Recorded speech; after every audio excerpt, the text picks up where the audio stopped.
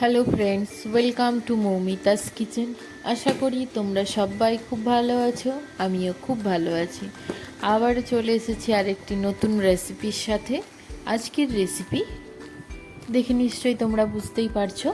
দোকানের মতো কিভাবে ফুলকো ফুলকো মুচমুচে বেগুনি বানাবে সেটাই তোমাদের সাথে আজকে শেয়ার করব। প্রথমেই নিয়ে নিয়েছি আমি বেগুনটাকে এইভাবে পাতলা পাতলা করে কেটে নিয়েছি। চেষ্টা করেছি যতটা পাতলা করা যায়।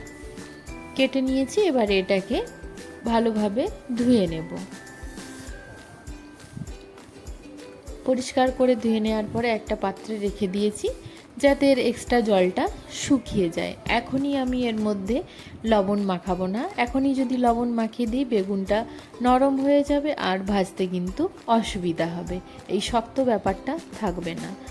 এরপরে নিয়ে নেব একটা পাত্র। এই বোলটার মধ্যে এবারে আমি বেসন নিয়ে নেব 4 চামচ, বা আমি এখানে নিয়েছি 150 গ্রাম মতো বেসন।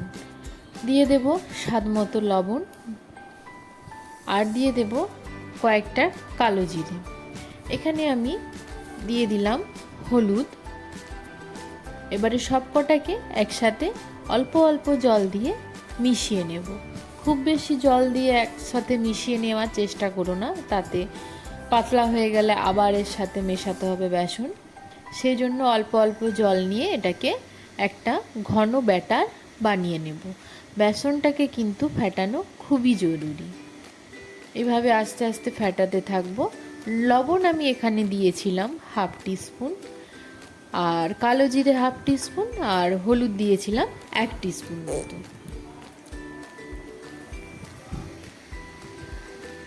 অল্প অল্প জল দিয়েই কিন্তু এরকম একটা ঘন ব্যাটার বানিয়ে নিতে হবে, আর অবশ্যই এরকম ফেটাতে থাকবে। বেসনটাকে যত বেশি ফেটাবে তত কিন্তু বেগুনিগুলো ফুলবে আর মুচমুচেও হবে। বেশ কিছুক্ষণ ধরে ফেটিয়ে নেওয়ার পরে এটাকে এবার একটা সাইডে রেখে দেব। এরপরে বেসনটা যেহেতু রেডি, এবারে বেগুনটাকেও রেডি করে নেব। বেগুনটায় লবণ মাখিয়ে নেব। তোমরা চাইলে লঙ্কা গুঁড়োও মাখিয়ে নিতে পারো। আমি এখানে লঙ্কা গুঁড়োটা মাখালাম না, কারণ আমাদের বাড়ির একটা পুচকে সদস্য আছে যে মাঝে মাঝে এসে এগুলো খেতে চায়, তো আমি একদমই লঙ্কা দিলাম না। তোমরা চাইলে এখানে লঙ্কা মিশিয়ে নিতে পারো।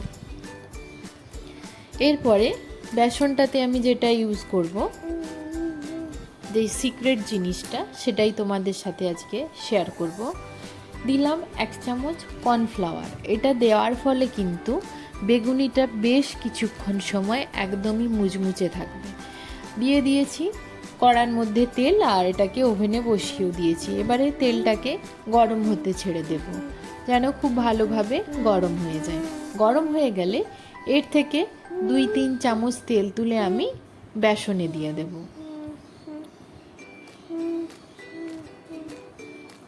এরপরে এটাকে খুব ভালোভাবে মিশিয়ে নেব। তেলটা দেওয়ার কারণেও কিন্তু বেগুনিটা হবে খুবই মুচমুচে আর ফুলবেও খুব ভালো।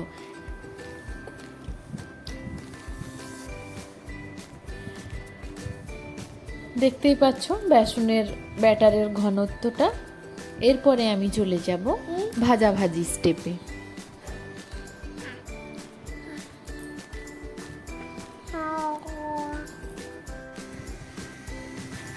এরপরে আস্তে আস্তে বেগুনগুলো বেসনের মধ্যে ডিপ করে নেব, তারপরে ভেজে নেব। সাবধানেই কাজটা করতে হবে, কারণ যেহেতু পাতলা করে বেগুনটা কাটা, মাঝখান থেকে ফেটে যাওয়ার চান্স থাকে। সেক্ষেত্রে খুব সাবধানে এপিঠ ওপিঠ চুবিয়ে কড়ার মধ্যে ছেড়ে দেব। ছেড়ে দেওয়ার সাথে সাথেই কিন্তু একদম ফুলে উঠল।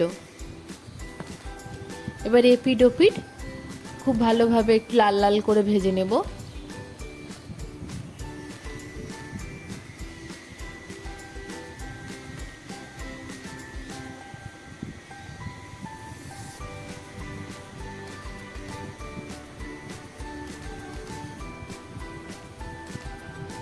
দেখতেই পাচ্ছ কেমন ফুলে ফুলে উঠেছে। আর এটা কিন্তু মুচমুচে থাকবে বেশ কিছুক্ষণ সময়, তাই নেতিয়ে যাওয়ারও ভয় নেই বেগুনিটা এই প্রসেসে বানিয়েও। এটা একদম হয়ে গেছে। এটাকে এবারে আস্তে করে তেল থেকে তুলে নেব। বেগুনি ভাজতে কিন্তু খুব বেশি সময় লাগে না। বেগুনটাকে একটু পাতলা করে কাটার চেষ্টা করবে, তাহলে বেগুনটা সহজেই ভেতরে সেদ্ধ হয়ে যাবে আর খেতেও খুব ভালো লাগবে। তেল ঝারিয়ে তুলে নেব একটা পাত্রে। এই প্রসেসে আমি সব কটা বেগুনিকেই ভেজে নেব। তো আজকের এই রেসিপিটি তোমাদের কেমন লাগলো তোমরা কমেন্ট করে জানিও। যদি ভালো লেগে থাকে অবশ্যই লাইক কমেন্ট শেয়ার করো। চ্যানেলটা যদি ভালো লেগে থাকে অবশ্যই সাবস্ক্রাইব করো। আজকের মতো এই পর্যন্তই। সবাই ভালো থেকো, সুস্থ থেকো আর ফলো করতে থাকো মৌমিতাস কিচেন।